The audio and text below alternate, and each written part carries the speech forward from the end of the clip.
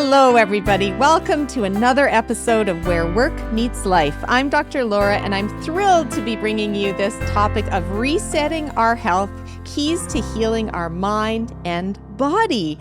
Today, I'm with two wonderful individuals who I'll introduce shortly. But this topic of resetting our health is something I think a lot of you can relate to.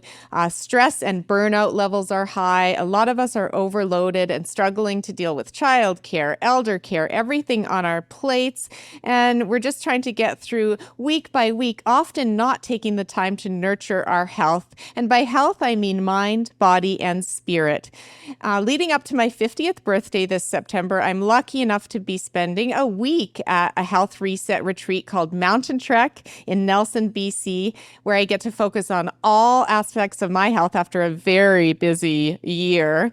And I wanted to speak to the co-founder of Mountain Trek, Kirkland Shave, who's helped hundreds of people on their health resets. And I also invited Dr. Kelly Tremblay, a highly renowned neuroscientist who's worked both in the US and Canada, who brings us current research on the science of the brain and body, including the impact of stress and the evidence around time in nature, mindfulness, exercise, and sleep on well-being. And she specializes in people in the later stages of life. I guess I'm getting there, 50 and above. As you start to age, how can you keep your brain and health at its very best? So a little more about each of them.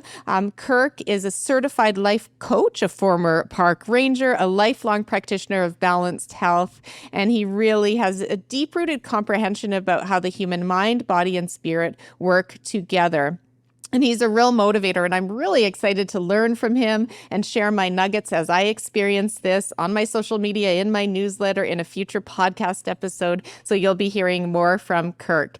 And then Dr. Kelly Tremblay is an ICF certified coach, a neuroscientist. She's also a professor and a researcher. Currently, she is working at the Rotman Research Institute at the University of Toronto, as well as Royal Roads University.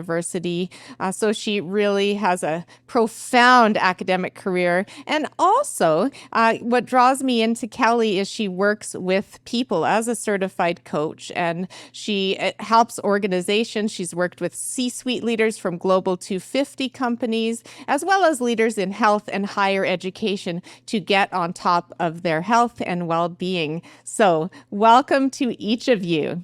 Thank you, Laura. Thank you. So I'm going to ask each of you to share how you define health in your own words. We're going to start with you, Kelly. How do you define health? Well, I'm going to cheat because I live and practice by the World Health Organization's definition, because I've worked with them for about 10 years at the intersection of health, and starting with health in my role in helping contribute to the World Report on Aging and Health. But it intersects everything that we do. And that's because, they describe health as the complete physical, mental, social well-being aspects of our being. It's not just merely like the absence of disease, or we're healthy because we don't have something broken. It's about the inverse. It's about fulfilling and expanding everything that we can from our physical well-being, but also our social and mental well-being. Beautiful. Thank you for that, Kelly. Now, what about you, Kirk? I concur with Kelly's perspective, of course, World Health Organization, that it is holistic. It is our mental, emotional, physical, and I would include spiritual, actually, the sense of context for a roadmap for both life and death. Because without that, I think people are kind of running on fear somewhere back here, and a lot of the choices they make around health are unconscious that way.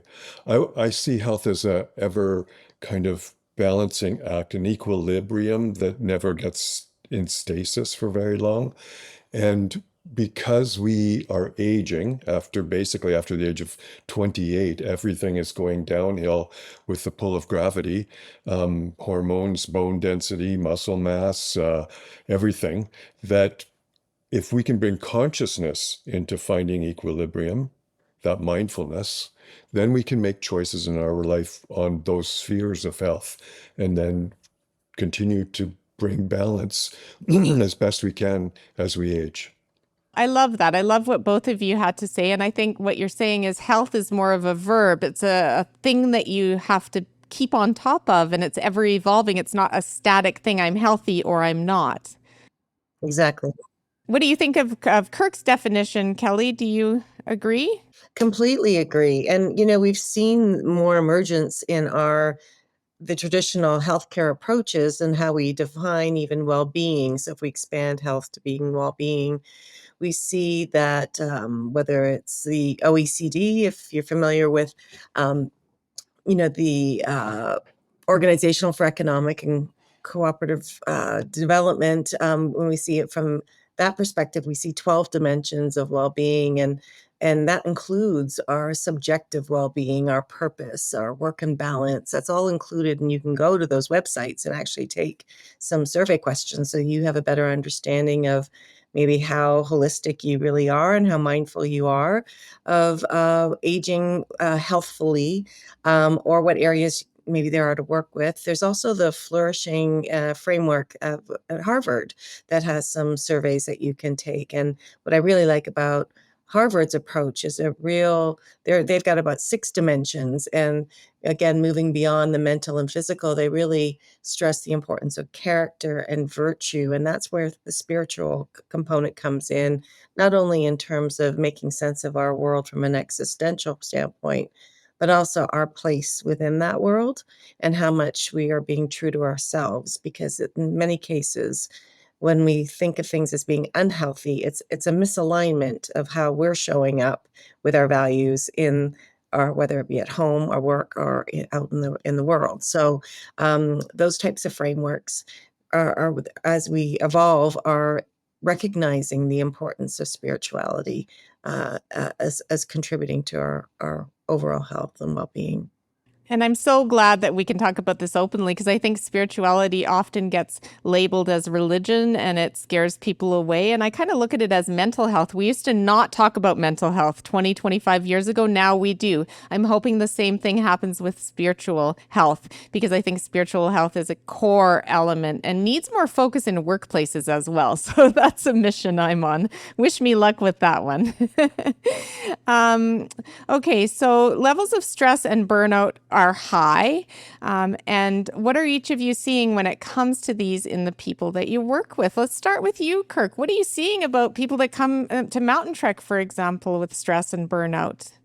Well, I would have to say honestly that the majority of the reasons people come to Mountain Trek is because they've hit some kind of wall, some critical point of self-reflection that is related to stress and burnout, that has made them want to find something, some experience that can help them regain equilibrium or balance, a reset of some kind. And that could be because they went to the doctor and got a prognosis and they're on the edge of type 2 diabetes. That could be because they just went through a divorce. That could be because they just went through a big shift in their workplace and their job is on the line. There's many tipping points midlife for most of our guests that happened that way. But I would say over the last 5 to 10 years, the way the world is seeing health has matured from it being about just how the physical body looks in terms of weight and fitness. It is now incorporating, I would say more than 50% of the people coming to our program are coming with sleep as one of their highest priorities to regain, to reset. So, I think that's an accumulative thing as the work culture has become more and more pressured, and there's less and less time for people to have sleep and deep sleep without hormonal disruption from cortisol. But overall, I would say that all of our guests are coming because of burnout on one level or another. And like you mentioned, many of our guests are sandwiched between aging parents and finishing the parenting role themselves. And so, especially women, they're coming in, I feel, in this society far more squished and depleted. Wow. So, Kelly, do you want to comment on that and also talk about your views on stress and burnout in today's society? Kirk said it perfectly in the sense, and especially his observation that things have changed in the last 5, 10 years. When our generation growing up, or our parents' generation, it might have been, if they're in a stressful situation, it was kind of like, suck it up. You gotta rise to that occasion. You need to change who you are to meet the standards of, say, the your employer, for example. And things have really shifted in part because of research. So, for example, I always cite this 2014 study that looked at people who reported being more in the flow at work and more, there was a good match for them versus those who described being stressed at work. And when you looked at them under neuroimaging studies, you could see some structural changes in the brain, and some ways that differentiated those people, those two populations. And we've seen a large increase in research that provides concrete data that aren't open to opinion. Data are data in some ways. And because of that, again, going back to the World Health Organization, because I'm so deeply involved in there, in 2019, we saw the World Health Organization actually acknowledge burnout as an occupational phenomenon, as one of their international classifications of diseases. And that's really important because it helps take some of the subjective softness out of it and says, look, this is a legitimate problem that we're seeing, and there are health consequences for that. So there should be a roadmap to help provide a framework to help better align these expectations, because the perspective of this is that stress shows up in different ways, as Kirk said about cortisol, but it shows up in many different ways, like sleep disturbances, weight gain. Again, adding brain structure changes to that now. But what we find is that often when the people that I work with, whether they're C-suites from Fortune 500 companies, or they're the small mom and pop nonprofit self-help organization down the street, the issues, people love the work. It's not the work. It's usually the system that's broken, in which they prevents them from doing their work, or creates some type of mismatch between their knowledge and abilities and their skills of what they're able to do, but the context in which they're doing it and their ability to cope in that context. And so that's usually often an employer problem, not often, we often think of it as being an employee problem, and that I'm not good enough, or I'm not quick enough, or I'm not strong enough.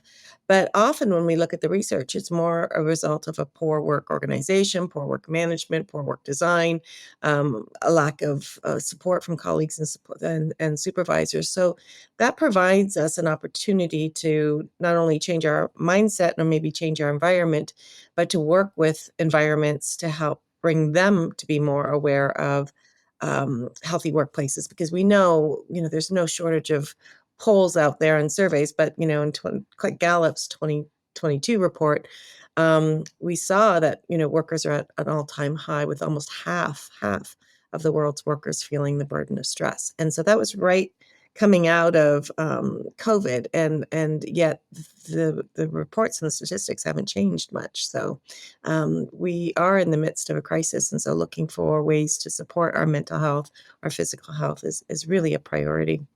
Beautifully put. And I find myself speaking and keynoting a lot on burnout prevention across industries. And I always say burnout is an organizational phenomenon that affects the human being. And it's to do with the context of the organization, just like you said. And that's why I decided to dive into toxic leadership research, because I'm seeing toxic leadership as one of the causes of burnout. And we have some research that we're just finished analyzing that shows indeed toxic leadership leads to burnout. No surprise there. However, the younger generations, it works differently for, and we're looking across the generations and at different ages and stages. And the younger ones don't put up with it as long. That's for sure. But it's the people in the later stages of career that have been, primed to put up with it more. So it's very interesting.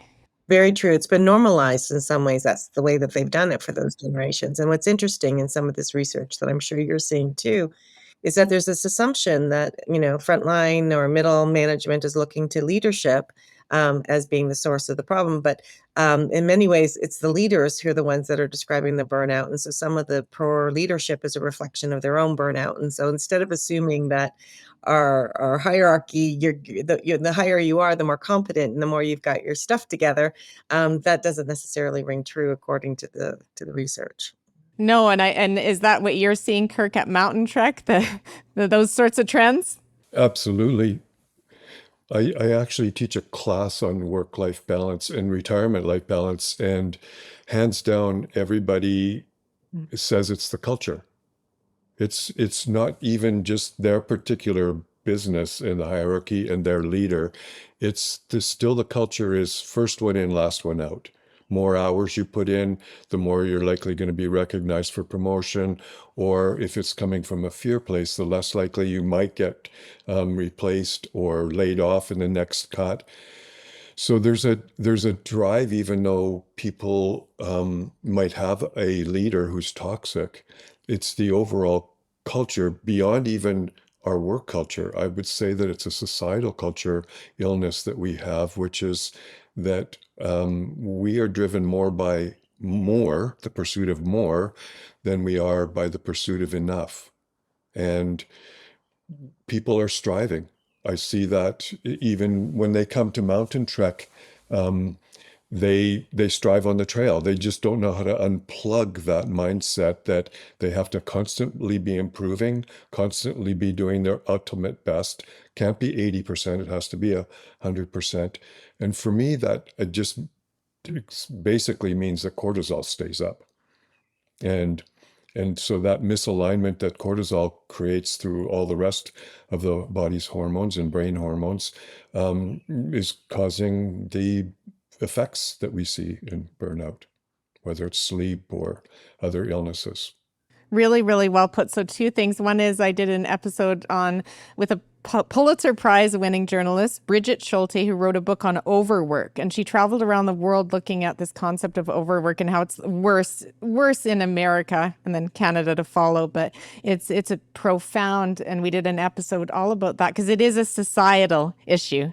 Societal, organization, and then individual leader and employee. Yeah, it's all levels. And it starts in the house. It starts in parenting. Bingo. Yeah. And we have this drive to have our kids be the most competitive and the best at this. And it's really hard as parents. It's a very competitive society. And my kid's in private school is yours and all this comparison. And I think we've navigated that not bad in our house, but I could see how you can burn out kids so easily these days. So, Kelly, how does this stress that we're talking about impact people's brains and as a result, their well-being?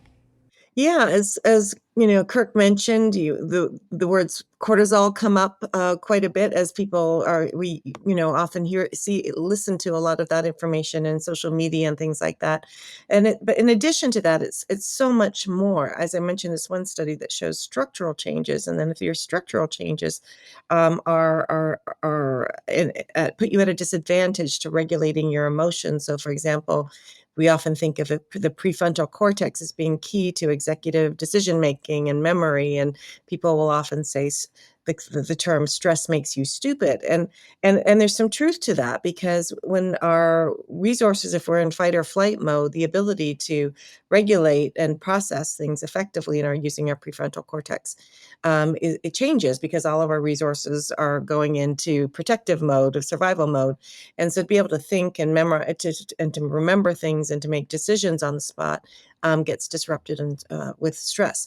But when we look even more deeper in the brain, when we look at areas where this one study and other studies have found structural changes in the amygdala, which is in that deeper core area, which is where we're regulating emotions.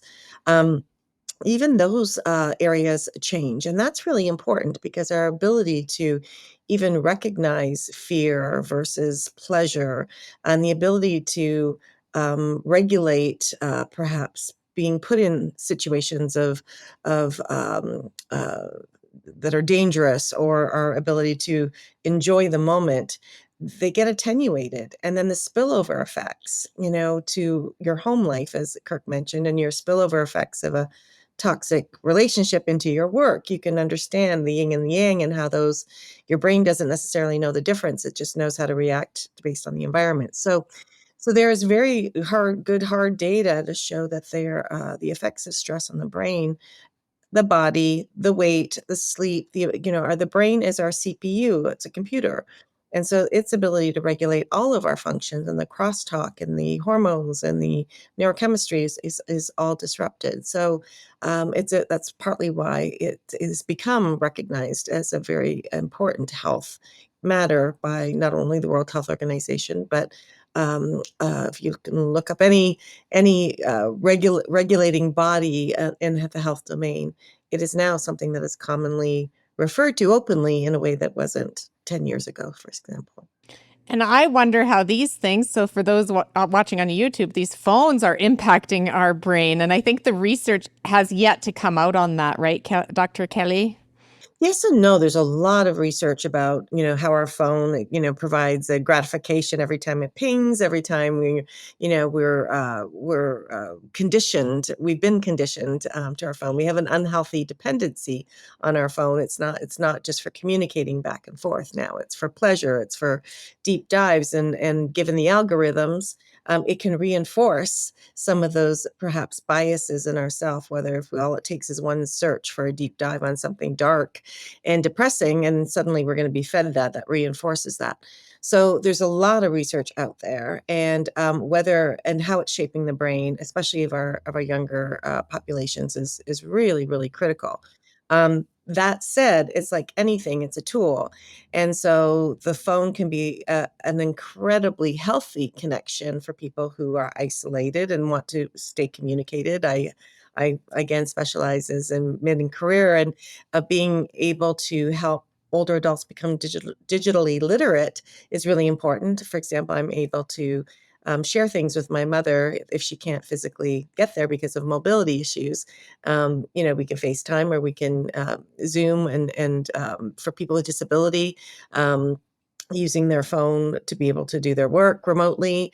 There's accessibility tools. So it's how you use it. It's an the phone is the opportunity, but how we use it can make the difference of whether it's healthy or not. Beautifully put. So anything to add to that, Kirk, and especially around phones, because I know I'll be going on a phone detox at Mountain Trek. So tell us about the whys behind that. Our perspective would be that from what we just talked about in the previous topic, there's a lot of dissatisfaction and with burnout and pressure, and everybody is feeling they're not quite enough and they have to keep striving for more or being better themselves. And this dissatisfaction is uncomfortable. So if we can access some other behavior that creates some neurotransmitting hormones that allow us to feel comfortable, whether that's serotonin or oxytocin by connecting to other people, or getting information from YouTube or from CNN and we get some dopamine, then we are momentarily out of that vigilant, focused, diligent state that cortisol keeps us in all day at work. And so by taking a break from having that distraction device where we can be with our dissatisfactions and allow them to be part of our mental, emotional noticings, we might choose differently to resource ourselves in a deeper way, where we may actually lower cortisol and still get feel-good hormones. And rather than having a momentary hedonic pleasure of shopping online at 2 a.m. because we can't sleep, we might do something different. We might choose a behavior without the device that truly brings more equilibrium and balance to our hormonal and mental and emotional state. So we pull it out just to give people a break from that quick go-to away from dissatisfaction so that we can start to be more mindful and present with what's arising in the moment. Beautifully put. And I can't wait to learn more because I need to learn more of those strategies myself. I definitely am attached to the phone way more than I should. And I totally agree. It's addictive and it just becomes a part of us. And I don't think it's healthy. I really don't. I think boundaries are okay. Yeah, like putting the phone to sleep at night, putting the computer to bed at a certain time. And our brains are like a computer, so we need to turn it off, power it down, and give it a chance. I think people leave their brains on all the time and never turn it off. And that's not, we need to recharge, don't we? our phones are no longer phones no more, they're computers, right? When we think somehow there's something that we assume that being at our computer or at our desk is different than being on our phone, and really it's not. As Kirk said, you can go be shopping at 2 o'clock in the morning in bed. I don't know if you saw, there was a Saturday Night Live skit that said there's a secret new pleasure at night when spouses go to bed and they sneak in their beds and they're looking at Zillow for real estate prices and whose house is how much. And it's penetrated all aspects of our life. Even though it's only a phone, it really is more of a computer that's interrupting all aspects of our functioning. I appreciate that. That is such a good framing for us, Kelly. You're just so wise. You have so much wisdom. Thank you for that. I really appreciate all the research that you have, Kelly. And I read some research that said having this just sitting on the dining table will allow children to feel 30% less connected to their parents.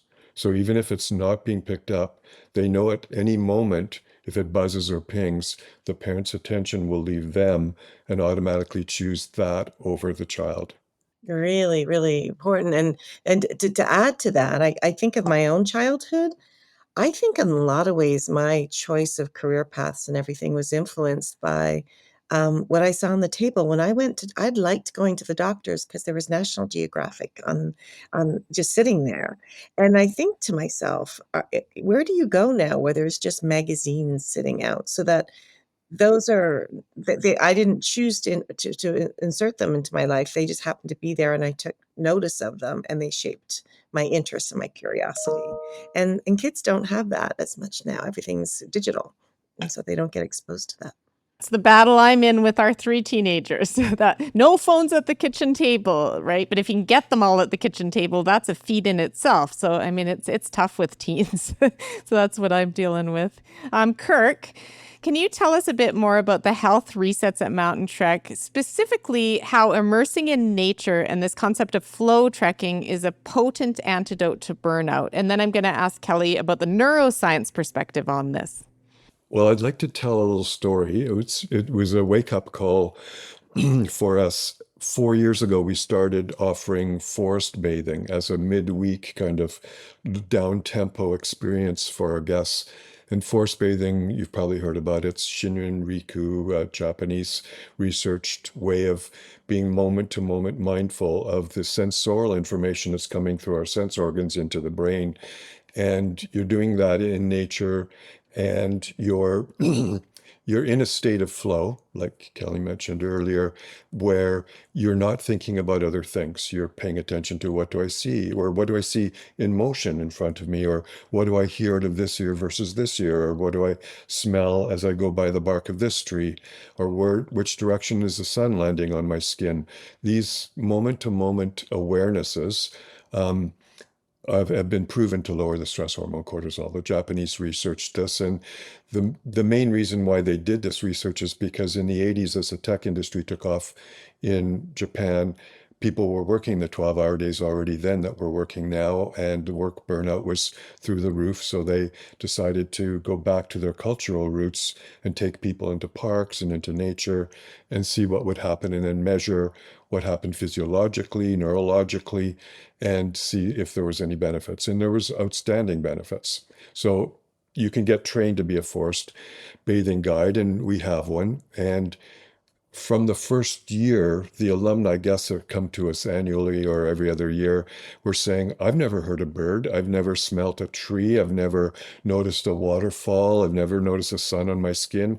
My head has been down at the ground, staring at the guide's heels, trying to keep up with them for the last 20 years. And I went, oh my goodness, we've been doing it wrong. Because we started off this program 25 years ago really as a health program from a very immature way, I could say. We didn't have the science 25 years ago about gut biome or epigenetics or hormonal balance or even sleep. The first research came out of Scandinavia in the late 90s. We didn't have a clue of the implications of sleep that early. And so over time, of course, we've morphed the program. But we thought it was all about calories in and calories out. So all the hiking guests would wear heart rate monitors. We worked them 65 to 85% of their maximum exertion. We gave them trekking poles. We put them in postural ergonomics. Everything was just dialed for fitness. And we thought the harder we worked them, the more happy they would be and that they would lose an extra pound or so of stored calories. After the forest bathing, the year after, we decided to turn all of our hiking speeds down by 15%. We have 4 groups going 4 different speeds every day with 4 guides so that we can cover a bell curve of fitness levels of the 15, 16 guests that are on the trail. And we would do talk tests on them and we would do perceived rate of exertion. It was a complete fitness oriented trekking. And we tossed all that. We didn't care about whether they were breathing at a particular level. We just wanted their posture to come up and that they could engage in what they saw and heard and smelt. And we have people stand on a bioimpedic scale at the beginning of their week and at the end of the week reset. And we measured our results after the first year. Fat loss went up by 12%. People actually lost more fat off their body by slowing down 15%. And when we saw those results, my partner in the business, Katya, who's our fitness director, and I, we thought about it and we realized this has got to be about cortisol. I had an inkling before where we've had very obsessed people come into the program and they would work out before yoga, work out after our workouts. They would be just working out constantly and they would barely lose a pound. And I always thought that's obsession. And that obsession is so close to being a stressor. I'm sure that's causing cortisol levels to stay up for their whole week and not allow the body to release those stored calories. But after doing this change, I would say that the biggest reset that we have shifted our program towards is embodiment, mindfulness, and non-striving. Wow, that's profound. And I mean, great insights. And thank you for sharing that, right? The vulnerability of you learned along the way, the hard way, but you learned and you evolved and you didn't get stuck in your one way of doing things.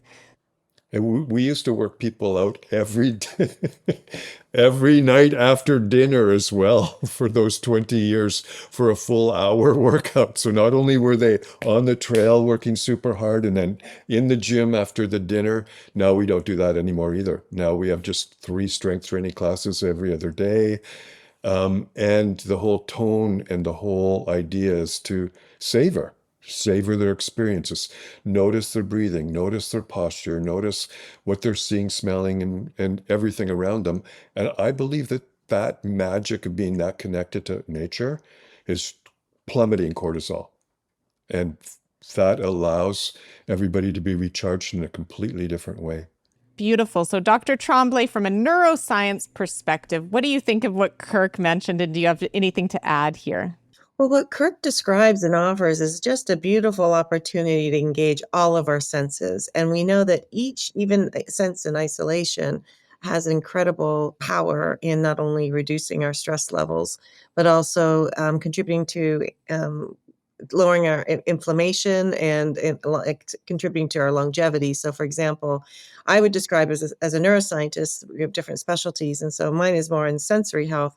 I'm an audiologist as well, who started my career working with people with hearing loss and understanding how the brain makes sense of what we listen to, and really gained a great appreciation of the power of sound. Sound just in itself, whether it be through music or sound baths or safe, the ability for it to trigger healthy neural chemical releases that has a spillover effect on other parts of our body is just wonderful. Same thing with obviously sight. So our well-being is tied to how we take in our universe through our eyes, our ears, our nose, our mouth, and our texture, right? So even things like the taste, the taste of food and the pleasure coming from food, if we can feed that pleasure with healthy food, the food that's good for our gut biome, and we know the connection between the brain and the gut is very real. They've done experiments where they've had people ingest things and tracked it, and then was able to identify it in brain tissue. So there is definitely a living ecosystem in there. Sight, for example, for me, every place I have moved, my requirement was I needed a view of nature. So even if I were to turn to my right, I can see a lake. To me, that really calms me. Smell for something is something that's often underappreciated. There was this great systematic review in 2024 that the actual title of it is called Nature and Human Well-Being Through Olfactory Senses. And what's nice is that it pulls in research, and it's a consensus paper from scientists from the Stanfords, the Berkeleys, but also the Oxfords, the Germans, the people from Taiwan. There's no debate that our environment through nature is a key ingredient to our olfactory system, that what we're ingesting and through our breathing shapes our brain and our bodies as well in a way that is concerning in light of climate change and everything that's happening to our environment. So as when Kirk says, when people leave their environment, that environment could be very toxic, and depending on where they leave, in terms of the environmental chemicals and things like that, but it can be toxic in the terms of the culture and the social structure that they're living in.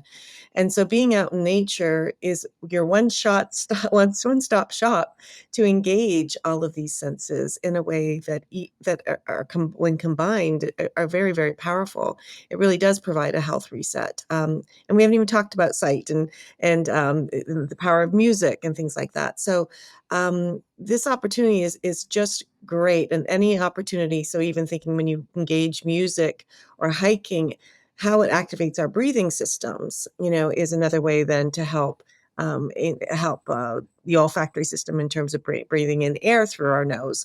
So I always encourage people to change their environment to be able to detox or reset. And if they don't have the opportunity to go to someplace like Kirk's facilities in British Columbia and Nelson, then knowing this allows them to at least take baby steps in trying to change what they can change in their environment, not just for 1 week, but for a lifetime. And I'm sure, Kirk, you teach people to do that because given all that we've discussed today, I think there's an important quote that I use often, and this came out of a McKinsey Health Institute addressing employee burnout, I think in 2022. Anyway, it was a very bold statement saying, as an employer, you can't yoga your way out of these challenges. Employers who try to improve burnout by addressing toxic behavior are likely to fail. So I think there was some tokenism 10, 20 years ago where we give you a free membership, we'll give a gym membership, or we'll give you employee benefits that are often mostly underutilized, assuming that offering yoga classes in the lunchroom is going to offset the toxic behavior, and it almost dismisses their responsibility to change the culture. And so I think it's really important that that employers take responsibility for this, and also we do, to recognize that everything that they learn through Kirk's classes or everything they learn through the literature or through doing their own research, that it is about incorporating it into a new lifestyle as opposed to compartmentalizing it and thinking, okay, I can work 80-hour weeks this week because I'm going to take next week off. And that reset, with those extremes isn't a healthy behavior too. So I'll stop there because I'm curious.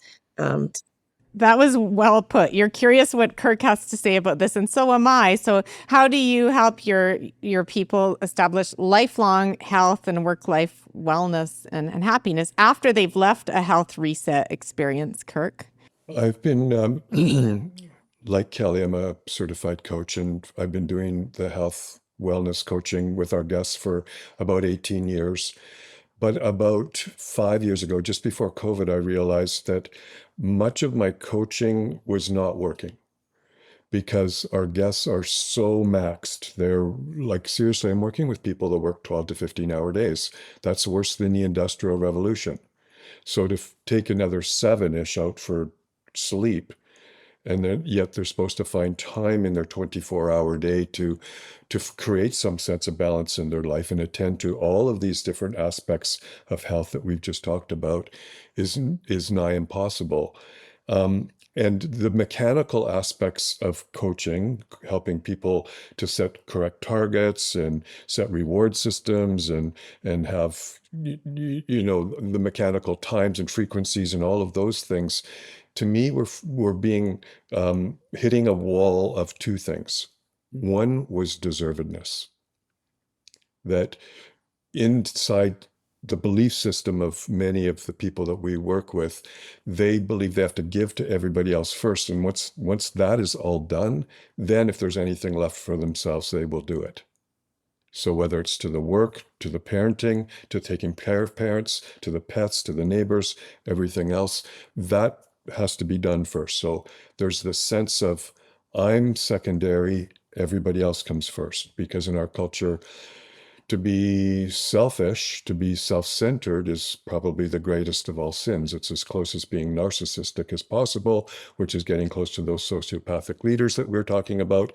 So really, to be able to say, I need some space to do yoga this morning because my battery's completely run down, or I need to devote some time to meditating, or I need to power down my electronics an hour before bed so I can work with melatonin and drop into sleep. These all create wrinkles socially and relationally. And a lot of people, when they go to set those boundaries or make those requests with others in their life, they default back to putting themselves second. So I consequently went on and got certified as a relational somatic therapist because I realized that the belief systems from childhood that many of us are operating on are going to be the sabotaging component when we go to set goals and then actions we want to habituate and all of the various components of making that manifest. So for me, working with guests, and I continued to work with them before coming and then after coming to help integrate, is it has to be a blend of looking at what are some of the belief systems in the way of manifesting this plan, and then making sure that the plan is specific, measurable, attainable, realistic, and time anchored. We all know that kind of acronym for getting really clear about making kind of a micro resolution rather than I'm going to be healthy in 2026. It's going to be I'm going to start eating breakfast 3 mornings a week. And just doing that in a 12-hour workday will be a considerable cost of time in my life. How can I make that happen? And what will be the follow-up that I can bring the noticings to if I start eating the breakfast those 3 mornings? How's my mind focused at work? How's my mood stabilization at work? How's my energy level? And so that mindfulness component has to be brought in for sure when any change program is initiated, whether it's through counseling, therapy, or coaching. And then people become their own sort of citizen scientists. They get to think, okay, I'm going to make this micro step. I'm going to pay attention to it. I'll journal about it. I'll track it. And then I'll try another one. And then I'll try another one. That there's no perfection, but there's just for the rest of my life, this gentle progression that I can just take on one little thing at a time. And if I can do one little thing in a day when my workday is that full, I don't have to just wait till the weekend to try to find balance or wait till my vacation to find balance. I can have these micro dosings in a way of health throughout the day. 10 minutes here, 5 minutes there. Beautifully put. Beautifully put. Any thoughts on that, Kelly? We're going to wrap up in a couple of minutes, but do you have any thoughts before my final 2 questions? Yeah, I think behavior change is such a hard thing to concept. If it were easy, we'd all be 50 pounds lighter and not have addiction issues and all these sorts of things, right? It is all, again, in some ways we are a creature that's withholds to our brain. Our brain is controlling things. So mindset really does have a biology to it, and it's tough to do. That said, as Kirk said, I think when working with coaches, it's when I'm coaching with my clients, it's about reframing it from a negative thing, like I have to do this, or I have to do this, or I'm withholding this, and turning it into a positive thing that is part of your lifestyle. So I'll give you my example. We lived in Europe for 2 years. We lived right in the middle of the city, and if you told me I had to go walk 15,000 steps every day, before going to Europe, I probably would have pushed back if I had to cook a certain way, if I had to structure everything a certain way in the ways that I knew were healthy. It became another stressor, to adhere to that, and I'd feel like a failure when I didn't meet those goals. But those 2 years when we lived in Europe, because we chose to live in the city, I was doing more like 20,000 steps. And because we didn't have a car, we had to walk everywhere and it didn't feel like a burden. Our kids were in school 6 weeks and then off for 2 weeks, and everybody goes and plays. So we had family time built in there. Kids don't go to school on Wednesday afternoons because that's where you fit all your extracurriculars in. So you're not taking away family weekend time. The food, you shop at the farmer's market that comes to you down the street. So these are just all examples of ways that they're positively inserted into my life. It's a treat and things like that. And I do think that our quality of life and our health was much better for those 2 years. And we've tried to retain some of those habits that we're no longer living there. So I think that approach to coaching and that approach, the way we coach ourselves, is if there's a way to spin it into a positive thing and incorporate it into your routines so it doesn't feel like you're being punitive to yourself. And so you are more deserved, to use your word, Kirk. It's going to set you up for more success. And sometimes the coach is not about holding yourself accountable, as in, this way. It's more of this way and this way. And I think that's a really important mind shift that North Americans aren't necessarily born and raised with. And I think that's such an important mindset. And you've phrased that so well, Dr. Tremblay. So you've given us a lot of resources. You've mentioned a lot of articles. I'm going to ask you to send those so we can share them in the show notes and in my newsletter, particularly the articles people can digest and get their hands on. So any of those types of publications, books, and I'll ask the same for you, Kirk, if there's like a favorite book or podcast or something that you really recommend to people, we'll share that. There's so many resources that are open resource and free. And so as much as there's a statistic about as many as 80% people are getting their health advice through social media. So Instagrammers, TikTokers, and if that helps pique your curiosity and awareness in it, fine. But go to the free resources. Anything with edu or .gov at the end tends to be health resources that don't have financial conflicts of interest. And then even Parks Canada has a whole health and wellness and advocates for forest bathing and a lot of the stuff that Kirk is doing. So going to those places that provide peer-reviewed evidence is an advantage. Absolutely. So my final question, I'll ask this to you, Kirk, first, is if you could have one wish for a better world when it comes to our well-being, what would it be? It comes back to the thing I mentioned at the beginning, that I think if we all could find that enough was our new targeted way that we pursue anything in our life, that we would move away from striving. Striving is a habitual way of seeing how we should be performing and how we should be meeting certain expectations for ourselves, and coming to enough with a sense of mindfulness can allow us to go, did I sleep enough last night? No, I'm feeling a little bit under-resourced. So does that mean today's the day I should be going to do that strength training? No, I actually don't have the battery for that. But if I go for maybe a walk in nature and forest bathe, maybe that will pick up my energy. Maybe I could choose a different activity that is more true to me, more authentic to where I'm at in the moment, rather than scheduling ourselves to do things every single day at particular times, or trying to meet expectations of society or self. Beautiful. Thank you, Kirk. Now to Dr. Kelly. If you could have one wish for a better world about work-life wellness, what would it be? I think it starts, for me, it would be access equitable access to healthcare. I'm going to be more pragmatic about it, given the hats that I wear.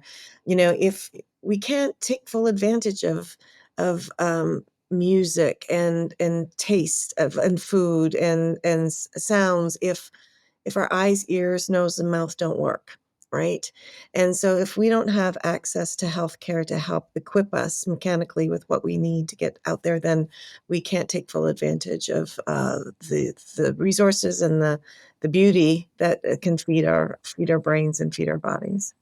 So making sure our beautiful body and brain work to its utmost so that we can take in the nature and beauty around us and slow down and stop being a high achiever all the time and striving for what's next. And you can never get to the horizon because you're always setting the bar higher and higher. So I think that all of this resonates for me, being a high achiever myself, running multiple different businesses and projects and books and TV series and whatever else I'm trying to do. And it's just a lot. So I'm really glad to be going on this health reset. I really appreciate both of your perspectives. I think we had a lovely conversation that's going to help a lot of people. And some of you may decide to do a health reset yourself. Mountain Trek is going to be outstanding. But even if you don't, I hope that there's nuggets here that you can apply starting today to make your life better, healthier, and more fulfilling. So thank you, Kelly and Kirk. Thank you. Thank you so much for hosting us, Laura. It is my absolute pleasure, and I want to just wish everyone to stay well. Thank you for tuning in to Where Work Meets Life. If you found this content valuable, please rate, review, and share with others who may benefit. If you're struggling in your work life and need support, I offer coaching sessions. You can book a complimentary consult on my website. I'm also a passionate keynote speaker and would love to discuss your professional speaking needs. Visit my website, drlaura.live, to sign up for my monthly e-newsletter filled with tips and resources to help you stay well.